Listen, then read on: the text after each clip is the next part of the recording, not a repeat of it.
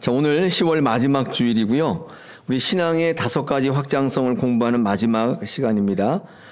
이 시간의 주제는 개혁되어지는 신앙입니다. 마지막 확장성은 개혁성인데 어디로 가든지 형통한 신앙이라는 제목을 가지고 말씀을 좀 같이 나누겠습니다. 자, 오늘은 종교개혁 505주년 되는 해입니다. 의미가 있죠. 505. 이게 왜 의미가 있는 줄 아세요? 제가 항상 타고 다니는 버스가 505번이기 때문에 의미가 있는데 오늘 이 종교개혁주의를 맞이해서 우리의 신앙이 어디 위에 서야 되는지 다시 한번 점검하고 또 하나님께서 주시는 목소리를 듣는 시간 갖기를 원합니다. 여러분, 우리의 신앙은요, 개혁신앙 위에 서 있습니다. 이 개혁신앙이라는 건 뭐냐면 원본을 찾으려는 신앙의 노력입니다. 본질을 찾아가는 거예요. 본질의 반대말은 뭐냐면 상황입니다. 필요와 요구입니다. 신앙은 두 가지가 있는데 본질을 찾아가는 신앙이 있고 그때그때 내 필요와 요구를 쫓는 신앙이 있어요. 이 두 가지로 한번 나눠본다면 오늘은 어떤 것을 다짐하는 시간이냐면 본질을 찾아가겠다고 결정하는 날입니다. 상황에 따라 필요에 따라 신앙을 하는 게 아니라 예수 그리스도의 말씀의 원본, 우리에게 무엇을 말씀하려고 하는지의 그 본질을 추구하는 것입니다. 이를 위해서 역사적으로 보면 수많은 희생과 헌신이 있었습니다. 많은 사람들이 그 말씀을 찾아서 추구해서 나갈 때 희생되었습니다. 우리는 그 희생의 순교의 피 위에 그 개혁된 신앙 위에 서 있는 것입니다. 오늘 우리가 신앙을 해갈 때 이런 주일이 있어서 우리의 신앙을 한번 돌아보고 다시금 자리를 찾아가는 귀한 시간 되시기를 축복합니다. 성경에는요, 개혁적 인물이 많이 있습니다. 근데 오늘 묵상하고자 하는 히스기야 왕을 통해서 그가 어떤 개혁을 이루었으며 그 개혁이 우리의 삶에 어떤 메시지를 던지는지를 같이 한번 알아봅니다. 히스기야 왕은 진정한 개혁이 무엇인지를 보여주는 몇 안 되는 인물 중에 하나입니다. 자, 먼저 내용을 살펴보기 전에 히스기야가 어떤 인물이었는가를 한번 같이 살펴보면 좋겠습니다. 오늘 성경 본문에 히스기야에 대한 개혁성과 더불어서 두 가지 힌트가 있는데 첫 번째는요, 뭐냐? 믿음의 조상들의 영향권 아래에 있었던 인물이라고 우리에게 이야기합니다. 오늘 성경 말씀에 2절을 보시면 이 히스기야를 소개할 때 첫 번째로 소개하는 그의 특징이 뭐냐면 그의 어머니를 소개하고 있는 게 특징이에요. 아버지는 뭐 다 소개가 되니까. 근데 엄마를 소개했는데 어머니가 누구라고 되어 있냐면 2절 하반절에 보니까 아비라고 되어 있습니다. 아비. 어미가 아니라 아비입니다. 네. 근데 실질적으로 이 아비는 어떤 말의 준말이냐면 아비야. 그러니까 그 어머니의 이름은 아비야입니다. 근데 더 중요한 것은 그 어머니의 아버지죠. 그러니까 외할아버지인데 이 외할아버지가 누구라고 되어 있냐면 스가리야라고 되어 있습니다. 이 스가리야가 처음 들으시죠? 이 스가리야는 이사야서에 스가랴라고 표현되어 있는 제사장입니다. 근데 그를 어떻게 소개하고 있냐면 진실한 증인 제사장 이렇게 소개하고 있습니다.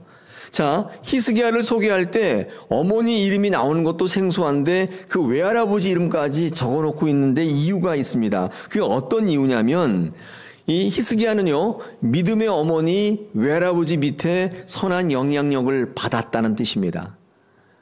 그러니까 히스기야를 소개할 때 요거를 빼놓으면 안 돼. 이게 왜냐하면 개혁적 의지와 성향의 관계가 되기 때문에 그렇습니다. 반면에 그 아버지 아하스 왕은 굉장히 악한 왕이었습니다. 아들을 불에 태워서 우상에게 바치는가 하면은 산당에서 제사를 지내고 분향했던 사악한 왕입니다. 아버지의 악한 영향력도 있었어요. 그런데 어머니의 영향력으로 말미암아 이 히스기야는 바른 신앙을 견지하면서 개혁의 소임을 다할 수 있었습니다.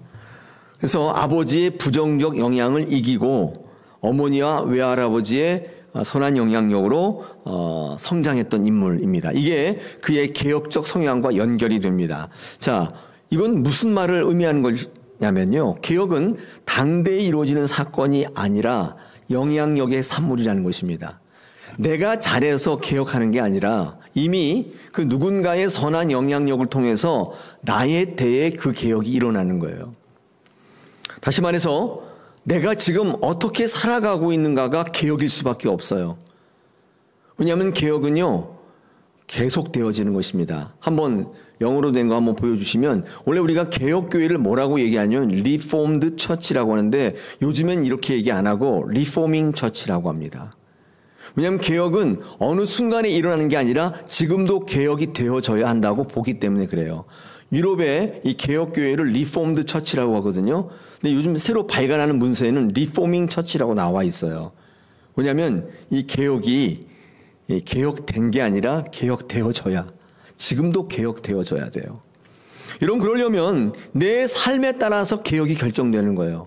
자, 이 히스기야의 어머니와 외할아버지의 경건성, 그의 선한 영향력 때문에 이 히스기야 때의 개혁이 이루어진 것처럼 여러분이 지금 어떻게 사는가에 따라서 그 개혁이 결정돼요.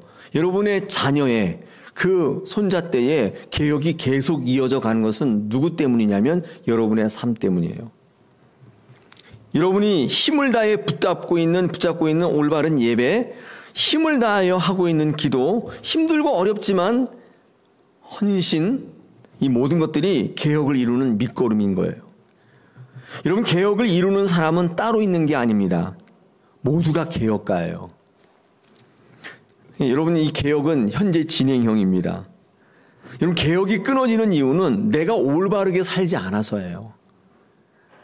이 세상이 뭐 타락하고 부패해서가 아니라 내가 올바로 살지 않기 때문에 개혁이 끊어지는 거예요.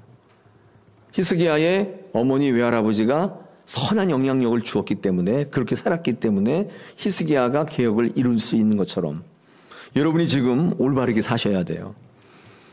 여러분 필요와 요구에 따라 사시면 안 되고 올바른 예배, 올바른 기도, 올바른 헌신을 추구하셔야 돼요. 그럴 때 이 개혁이 계속되어지는 것입니다. 개혁이 계속되어지면 개혁의 필요성이 없어요. 그냥 삶이 개혁인 거예요. 근데 요즘에 왜 이렇게 개혁을 강조하냐면 개혁이 끊어졌기 때문에 그렇습니다. 이유는 뭐냐? 모든 사람이 편한 대로 좋은 대로 살고 있기 때문에 그래요. 개혁이 이어지고 있지 않습니다. 여러분, 종교개혁은 1517년대 마틴 루터로부터 촉발되기는 했는데 지금 말씀드린 것처럼 마틴 루터만의 단일 사건이 아니에요. 이미 그전부터 수많은 개혁의 시도들이 있었습니다. 그들은 개혁의 열매를 보지 못했어요. 개혁을 시도했지만은 다 그렇게 희생되었습니다. 목소리를 냈지만 다 화형당하고 희생되었습니다. 그런데 마침내 루터 때에 이르러서 그 개혁이 이루어진 거예요. 루터가 잘해서라기보다는 이미 그전에 많은 사람들이 개혁적 삶을 살았단 말이에요. 여러분, 늘 그렇듯이 진정한 개혁은 미랄같이 누군가가 희생하고 헌신해야 맺을 수 있는 열매예요. 우리 다사랑교회가 개혁되어지길 원하십니까? 그러면 그 이전에 믿음의 선진들이 개혁적 삶을 사셨어야 돼요. 아니, 지금 여러분이 그렇게 사셔야 돼요. 올바른 예배, 올바른 기도, 올바른 헌신을 붙잡고 그것을 추구하며 살 때 이 교회가 반드시 개혁되어지는 거예요. 우리 아까 김대한 지사님이 기도하셨는데 좋은 교회에서 위대한 교회, 그런 교회가 되려면 바로 지금 나의 삶에서부터 시작되는 것입니다. 한국교회와 우리 교회의 진정한 개혁은 누군가의 헌신과 희생이 밑바탕이 되어야 돼요. 그래야 마틴 루터 같은 사람이 우리 교회에 나오는 것입니다. 우리 모두는 마틴 루터는 될 수 없지만은 이 사진 보시면 왈도는 될 수 있고 사보나롤라는 될 수 있고 존 위클리프는 될 수 있고 야누스는 될 수 있는 것입니다. 저기 나와 있는 모든 사람들은 루터가 종교개혁을 이룰 수 있도록 미리 이전에 종교개혁적 목소리를 냈던 사람들이 다 화형당하거나 죽었어요. 그들은 열매를 보지 못했지만 그들의 헌신적이고 희생적인 그들의 삶이 루터를 만들어낸 것입니다. 오늘 우리는 다 루터는 될 수 없잖아요. 그런데 우리의 삶의 자리에서 정말 올바른 삶을 쫓고 그 삶을 산다면 여러분은 저런 귀한 희생의 헌신의 사람은 될 수 있는 것입니다. 자, 오늘 히스기야가 어떤 사람이었냐를 정의할 때 첫 번째는 선한 영향력이 있었던 사람이다. 그의 조상들이 믿음의 조상들이 있었다는 것입니다. 우리 다사랑교회가 여러분이 그런 믿음의 조상이 되시길 축복합니다. 반드시 기억될 줄로 믿습니다. 자, 히스기야가 어떤 사람이냐? 두 번째 특징이 있는데 우리 3절 하반절에 보니까 뭐라고 되어 있냐면 그가 여호와 보시기에 정직하게 행했다. 다시 말해서 정직한 사람이라고 말씀합니다. 지금 이 말씀은 무슨 말씀이냐면요. 정직이 개혁이라는 사실입니다. 왜 그러냐면 이 개혁은요. 새로운 걸 만들어내는 게 아니라 원래대로 돌아가는 것입니다. 아까 기도에서 back to the basic이라고 했는데 원래대로 돌아가는 거예요. 이 개혁이라는 건 새로운 생산이 아니라 회복이에요. 회복. 그게 개혁입니다. 이 정직이 왜 개혁이냐면 그 반대적 의미를 생각해 보면 아는데 정직의 반대가 사탄입니다. 사탄은 정직하지 않아요. 왜냐하면 사단은 속이는 존재이기 때문에 그렇습니다. 사단이 왜 속이느냐 하면요. 여러분으로 하여금 이 본질을 찾아가지 못하도록 하기 위한 것입니다. 사단이 제일 싫어하는 것은 개혁이에요. 개혁의 반대말이 뭐라고 그랬죠? 자기의 필요와 요구에 따라 살아가는 거예요. 그런 신앙을 하기를 원하지 본질을 찾아가는 신앙하기를 원치 않습니다. 사단은 그걸 원치 않아요. 여러분 정직하면요. 본질을 찾아갈 수밖에 없어요. 그거를 방해하기 위해서 사단은 계속 속입니다. 그래서 본질을 붙들지 못하게 하고 그저 형편대로 당장의 것을 추구하며 관행을 추구하며 조금 왜곡되고 타락되더라도 당장의 것을 추구하며 살라고 얘기하는 거예요. 그게 사단입니다. 그러므로 정직은 굉장히 중요한 개혁의 속성이에요. 우리 이 히스기야가 정직한 사람이었다라고 이야기하는데 여러분 주목해 주시기 바랍니다. 세상에선 정직이 어니스트라고 그래가지고 여기 한번 보시면 이 정직이 속이지 않는 거를 정직이라고 합니다. 그런데 우리 신앙에서의 정직은요. 저 단어가 요즘에 우리 신학계에 굉장히 유행인데 인테그리티라고 하는데 우리나라 말로는 딱히 번역할 말이 없대요. 인테그리티라는 말이. 근데 어떤 신학자가 저거를 어떻게 번역했냐면 일치 이렇게 번역했습니다. 저게 성경에는 정직이라고 해석되는 말인데 인테그리티가 뭐냐면 일치된 삶이에요. 일치된 삶. 이게 정직입니다. 우리가 개혁을 이룰 때 정직을 실천하려면 누군가를 속이지 않는 것도 굉장히 중요하지만 근데 어떤 삶을 살아야 되냐면 이 겉과 속이 똑같은 우리의 신앙과 삶이 똑같은 앞뒤가 같은 전화번호가 아니라 앞뒤가 같고 겉과 속이 같고 말과 또 마음이 같고 말과 행동이 같고 삶과 죽음이 똑같은 이게 정직이에요. 인테그리티라는 단어입니다. 제가 좋아하는 찬양이 있는데 소원이라는 찬양이 있습니다. 이 소원이라는 찬양을 한번 가사를 제가 적어왔는데 보이실지 모르겠습니다. 근데 이 가사 중에 이런 가사가 있습니다. 저 높이 솟은 산이 되기보다는 여기 오름직한 동산이 되길 원한다. 그런 찬양의 가사가 있죠. 여기 제가 이렇게 잘 안 보이네요. 그죠? 네. 그래서 그 좁은 길로 가길 원한다.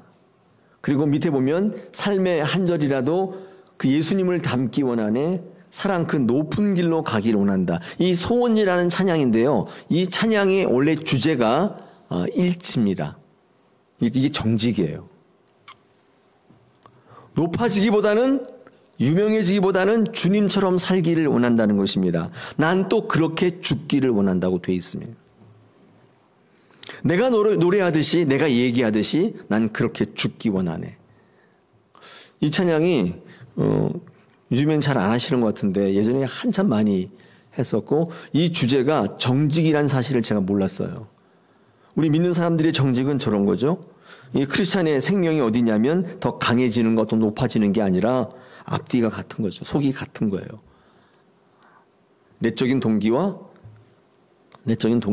외적인 모습이 같은 거예요. 그럴 때 이 개혁이 일어나고 그가 하나님께서 높이시는 그런 사람이 된다는 것입니다. 우리 다사랑교회가 하나님 높이시는 정말 위대한 교회가 되려면 정직하셔야 돼요. 정직한 성도들이 많으셔야 돼요. 누구를 속이지 않는다 그런 의미보다도 제가 지금 말씀드린 아까 그 찬양처럼 높은 산이 되기보다는 오름직한 동산이 되기. 높은 산은 아무나 못 올라가잖아요. 근데 오름직한 동산은 누구나 올라가서 쉬잖아요. 그리고 나도 그렇게 살기를 원하고 그렇게 죽기를 원한다. 그럴 때 하나님께서 우리 교회를 개혁 교회로 만드시고 높이시는 그런 귀한 교회 되게 하실 줄로 믿습니다. 자, 히스기야를 살펴봤어요. 선한 영향력 가운데 그리고 정직한 일치된 삶을 사는 사람이었구나. 자, 그러면 이번에는요, 이 히스기야가 어떤 개혁을 단행했는지를 한번 살펴볼 텐데, 히스기야가 개혁을 어떤 개혁을 했는가를 보면 한마디로 말하면 이제 중심 주제가 회복이었습니다. 이 히스기야의 모든 개혁은요, 회복에 초점을 맞춰져 있는데, 이 회복을 이루기 위해서 이 히스기야는요, 세 가지를 제거했습니다. 오늘 본문을 통해서 한번 같이 묵상해 보겠습니다. 어떤 것을 제거했는가?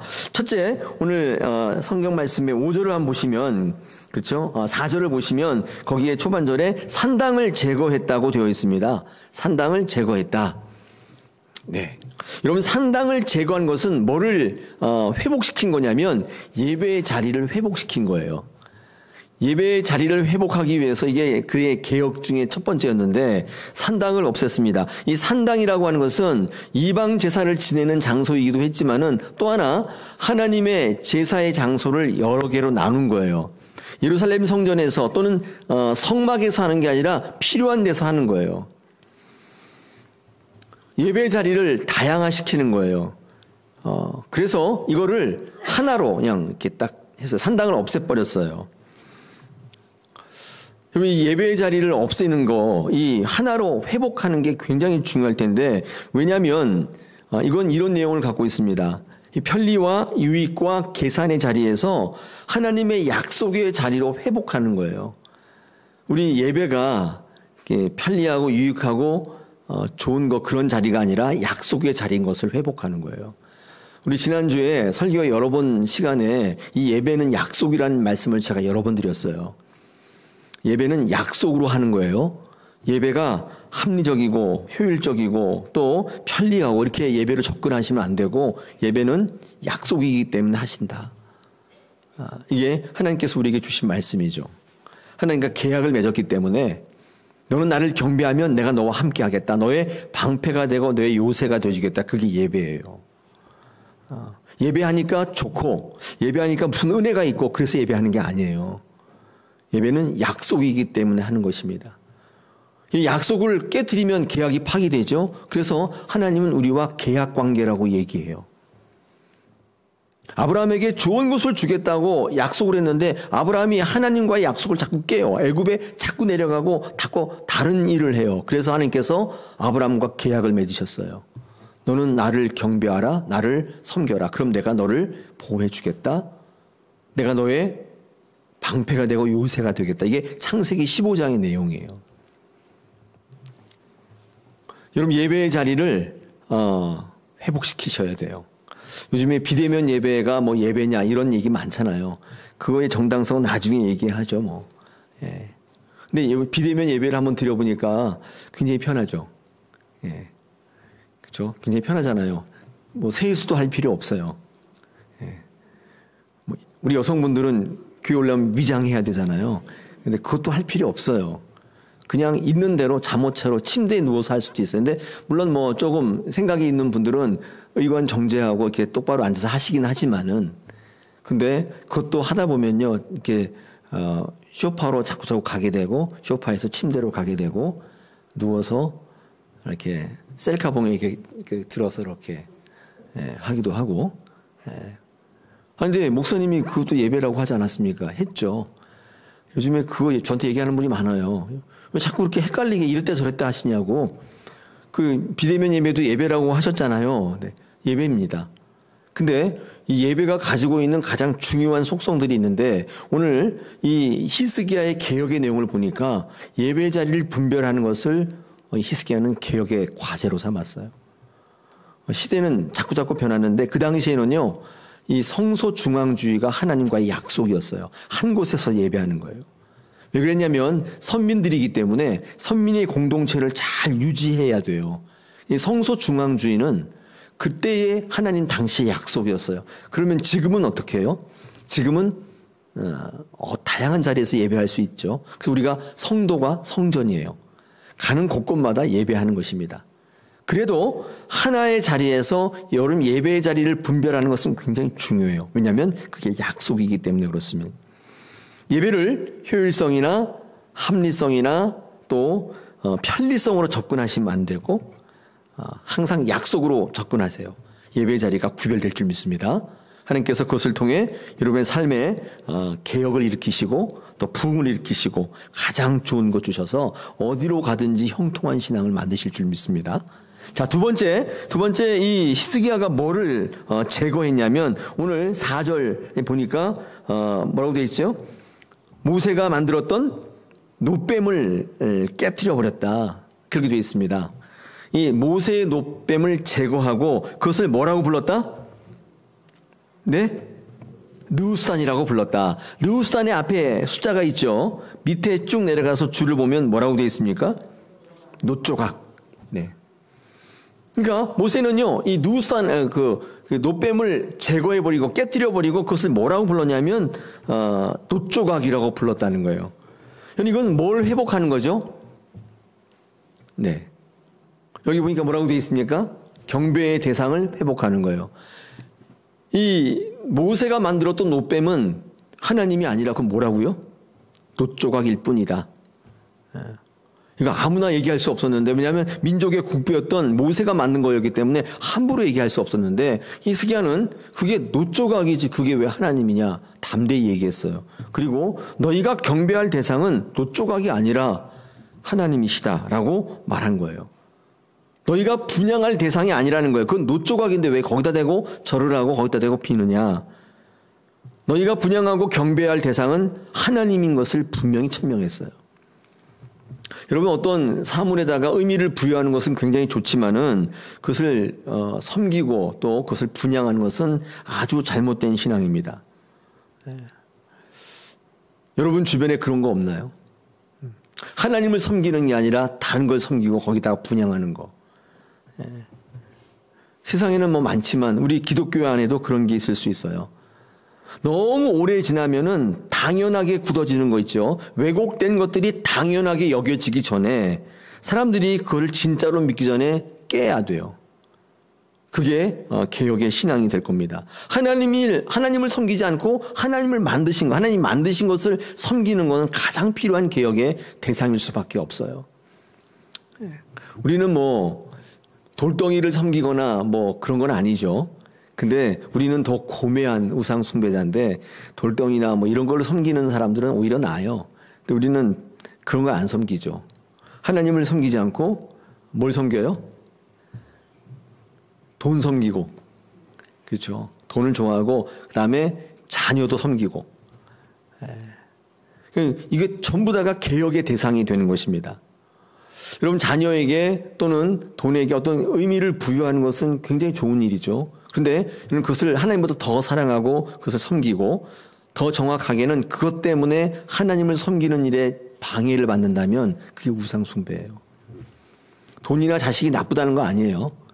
근데 그걸 섬기는 일로 인하여 하나님을 섬기지 않게 되는 거, 그게 여러분이 갖고 있는 개혁의 대상의 신앙이에요.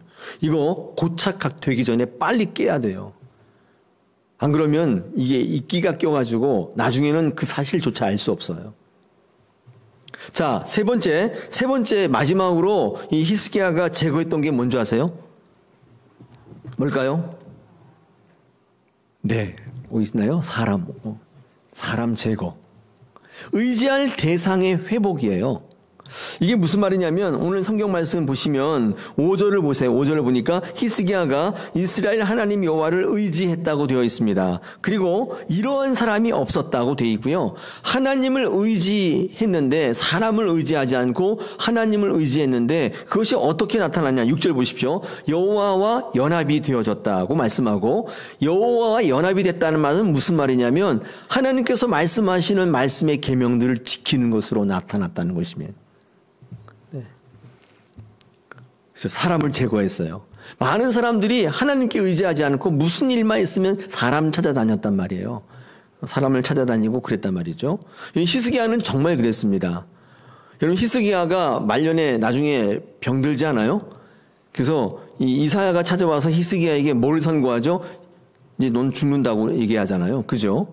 히스기야가 어떻게 해요, 그때? 어떻게 합니까? 성경 좀 아시는 분들 어떻게 해요? 네. 병원 찾아가나요? 유명한 의사들을 수배하나요? 네, 기도했다고 누가 그러셨는지 고맙습니다. 아유, 네.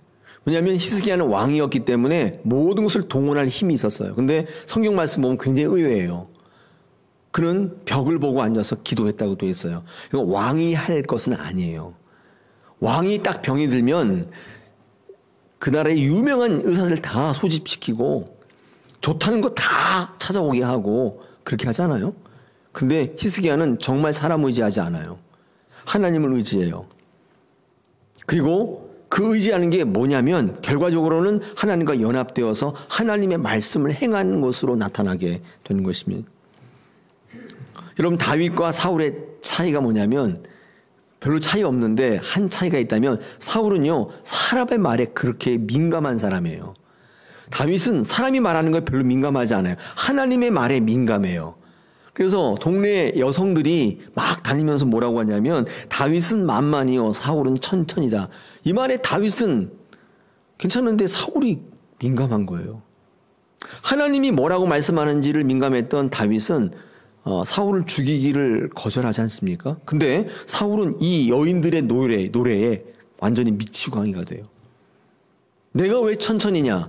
왜 다윗이 만만이냐? 여기에 이제 확 그냥 돈 거예요.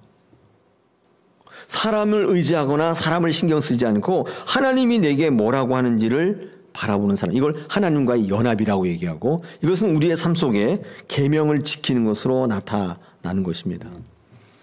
하나님을 의지할 때 하나님께서 여러분의 인생을 결정해요. 오늘 성경 말씀이 뭐라고 되어 있습니까? 17절에 주제와도 같은 말씀인데 여호와께서 그와 함께 하심에 그가 어디로 가든지 형통하게 되었다. 여러분, 이 신앙은 그 삶 속에서 세 가지가 제거되었을 때예요. 그때 하나님이 여러분 어디로 가듯인지 형통하게 만드시고 여러분의 일을 결정하시고 여러분을 높여주시는 인생을 살게 하셨다는 뜻입니다. 할렐루야. 도널드 레이건 대통령이 있잖아요. 미국의 가장 존경받는 대통령 중에 하나라고 하는데 레이건 대통령이 일화가 있습니다. 수요 사경회 때 했던 것 같아요. 보니까 그 기록도 있던데 레이건 대통령이 이제 막 대학에 진학하게 되어서 아버지로부터 선물을 받았습니다. 선물을 받았는데 뭘 선물을 받았냐면 구두를 선물을 받았어요. 생전 처음이래요. 구두를 아마 그때는 뭐 대학에 가야만 구두를 사주나 봐요. 그래서 유명한 아는 이 구두장이에게 추천서를 써가지고 갖다 주면 아마 구두를 줄 거다 이렇게 아마 얘기를 했던 모양이에요. 그래서 레이건 대통령이 그걸 들고 구두방을 찾아가는 거예요. 그래서 아버지가 여기 가면 구두를 주신다고 했다고 얘기하니까 그 할아버지인데 이렇게 딱 보시더니 어떤 구두를 만들어 줄까 이렇게 묻더래요. 근데 이 레이건 대통령이 구두를 처음 신어보니까 뭘 모르니까 결정을 못 하겠더래요. 그래서 아저씨 알아서 해주세요. 이렇게 얘기했대요. 그래서 며칠 후에 이 구두를 받았는데 어떻다고요? 한쪽은 뾰족한 구두, 한쪽은 뭉툭한 구두. 이거를 가지고 온 거예요. 그거 신을 수 있어요? 하나는 이렇게 뾰족한 거, 하나는 워커같이 뭉툭하고 이렇게 구두를 만들어 준 거예요. 그래서 이 레이건 대통령이 그 구두를 보면서 굉장히 많은 생각을 했고 그것이 인생의 전환점이 되어서 그 구두를 아직도 가지고 있다. 그런 제가 글을 읽은 적이 있습니다. 그 레이건 대통령의 일화에 그렇게 적고 있습니다. 영어는 빼고 제가 한글로 읽어드릴게요. 내가 결정하지 않으면 남이 결정한다. 이게 그의 모토래요. 내가 결정하지 않으면 남이 결정한다. 그 구두가 주는 교훈인데 아마 그 할아버지가 그러려고 했는지 장난으로 했는지 모르겠지만은 레이건 대통령이 그 평생 그걸 붙들고 살았다는 거예요. 여러분 성도의 삶도 마찬가지입니다. 내가 지금 결정하지 않으면 다른 영적 세력이 여러분을 결정해요. 여러분 지금 결단하시지 않으면 사단이 여러분을 결정하는 거예요. 말씀이 선포될 때 아멘 하시고 하나님 여러분 통치하시도록 결정하셔야 돼요. 그러지 않으면 사탄이 여러분을 결정합니다. 나의 의지와는 전혀 관계없는 삶을 살아가게 될 수 있습니다. 우리는 왜 이렇게 우유부단하냐? 왜 이렇게 결정하지 못하느냐? 이유는요. 개혁적 의지와 관련돼서 볼 때 기준이 없다는 것입니다. 아까 계명을 잘 지킨다고 했는데 이 계명이 기준이에요. 이 기준이 없는 사람의 기준이 뭔지 아세요? 기준이 없는 사람의 기준은요, 두 가지인데 편하고 좋은 거, 이게 기준이에요. 근데 왜 그게 기준이 될 수 없냐? 자꾸 바뀌어요. 오늘 편한 건데 내일 더 좋은 게 나와요. 이게 오늘 좋은 건데 내일은 나빠요. 자꾸 바뀌어요. 그래서 기준이 없는 사람의 기준은 개혁을 이룰 수 없어요. 더 나아갈 수가 없는 것입니다. 그래서 결정하기가 어려워요. 변하지 않는 것을 기준 삼으셔야 돼요. 이 개혁에서 가장 중요한 것은 하나님의 말씀이 기준이 될 때 하나님이 원하는 삶을 살아가는 것이면, 요즘에 많은 교회 목사와 성도의 이 관심이 행복 아니에요? 여러분 행복하려고 신앙생활 하시죠? 그렇죠? 저도 행복하려고 목회할 수 있겠죠? 많은 사람들이 행복에 관심이 있어요. 근데 이 행복에 관심이 있는데 여러분 지금 만약에 행복하시다면 그 근거가 뭐예요? 돈이 많아서 행복해요? 건강해서 행복합니까? 사업이 잘 돼서 행복합니까? 뭐 자녀들이 지금 아무 걱정 없이 잘 되고 잘 자라줘서 행복합니까? 여러분 그렇다면 세상 사람이죠. 근데 우리 그리스도인은 좀 달라야 됩니다. 여러분의 행복은 그게 아니에요. 여러분의 행복은 하나님으로 인해 행복해야 돼요. 그게 그리스도인이에요. 여러분 그리스도인이라고 해서 뭐 돈도 많고 건강하지 말라는 법은 없어요. 근데 여러분의 행복을 향한 근거가 하나님께로 있어야 돼요. 다른 문제죠.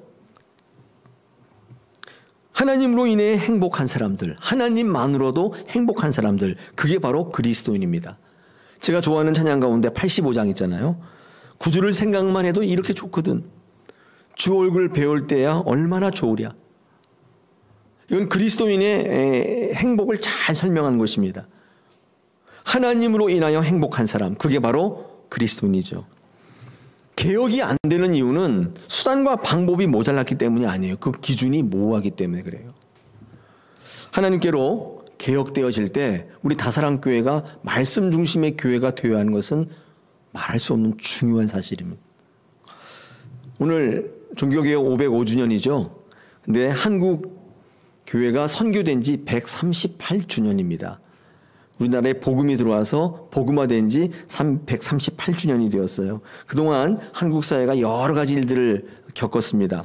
일제강점기, 또 한국전쟁, 유신 독재 시절 비롯해서 현재 이르기까지 많은 변화를 겪어왔습니다. 한국 사회가 그랬죠. 근데 여기에 한국 교회도 같이 왔죠.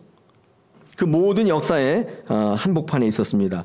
여러분, 한국 교회는 지금 어떤 모양으로 서 있겠습니까? 한국 교회는 어떤 교회가 되어 있나요? 제가 저렇게 써왔습니다. 상황적 교회냐, 복음적 교회냐. 여러 가지 상황이 너무 급변했기 때문에 그때그때 맞춰서 교회를 했느냐. 그때그때 성도들이 요구하는 것들을 들어주는 교회였는가? 아니면 본질을 늘 쫓으면서 하나님이 우리에게 무슨 말씀을 하시는지를 쫓는 교회였는가? 이거를 지금 오늘 물으셔야 돼요. 오늘 종교개혁 주일이니까. 그래서 오직 말씀, 오직 예수로 개혁, 이 말씀의 본질을 쫓고 있느냐? 아니면 여러분의 필요와 요구를 채우는 그런 신앙이냐? 한번 돌아보시기 바랍니다. 본질은 사라져버리고 하나님 말씀 이런 건 관심 없고 신앙을 통해서 여러분의 요구와 필요를 채우고자 한다면 여러분 지금 개혁 대위에 올라와 있는 거예요. 많은 개혁 신학자들이 한국교회를 이렇게 평가합니다. 1970년대 초에 여의도 엑스폴로 74 이후에 한국교회는 복음이 사라지고 부흥만 있는 교회다. 성령은 사라지고 은사만 있다. 목사는 사라지고 장로만 있다. 이게 지금 한국교회를 평가하는 평가예요. 이런 말도 합니다. 개신교는 천주교가 되어가고 있고 천주교는 개신교가 되어가고 있다. 개신교가 왜 천주교가 되어가냐면 경직, 신비 이런 걸 쫓는 교회로 바뀌고 있고 오히려 천주교는 유연성과 포용성과 수용성, 다양성을 천주교가 지금 받아들이고 있다. 개신교는 천주교가 되고 천주교는 개신교가 되고 있다. 이렇게 평가하는 거예요. 오늘 이 히스기야의 개혁은 말씀으로부터 기인하고 있습니다. 우리 하나님께 정직하시고 하나님을 의지하시고 하나님을 말씀을 기준으로 삼을 때 이런 요소들을 가지고 있을 때 우리가 이룰 수 있는 실질적인 개혁이 되는 것입니다. 우리 다사랑교회가 개혁되어지는 교회 되기를 원합니다. 여러분 개혁되어지는 성도 되시기를 축복합니다.